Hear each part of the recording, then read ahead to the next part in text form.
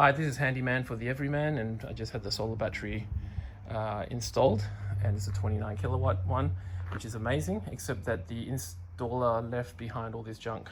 So I actually called up the company to question it because I did Google it to see whether this should be happening, and Gemini said, no, definitely not. They should not be leaving junk behind.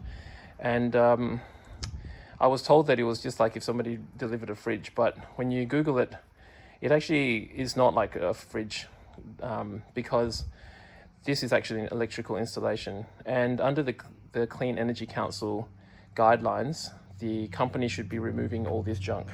So I called the company, and to their credit, they're gonna get it removed in the next 24 hours. But if this is happening to you, definitely push back, because you shouldn't have to dispose of this rubbish. It is actually the job of the company to remove the rubbish. So yeah, please have a look at the link below, and you can quote the Clean Energy Council guidelines, and I can put a link to I'll put the wording there so you can ask the company to please remove your rubbish, because this should not be happening. And I think it's happening more and more these days.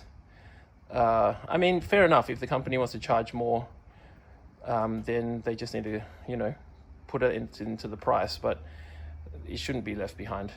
So anyway, credit to the company for removing it, but it should have been removed the first time round.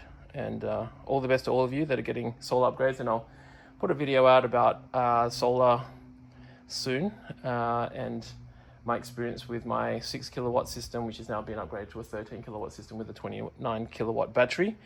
All the best, guys. See ya.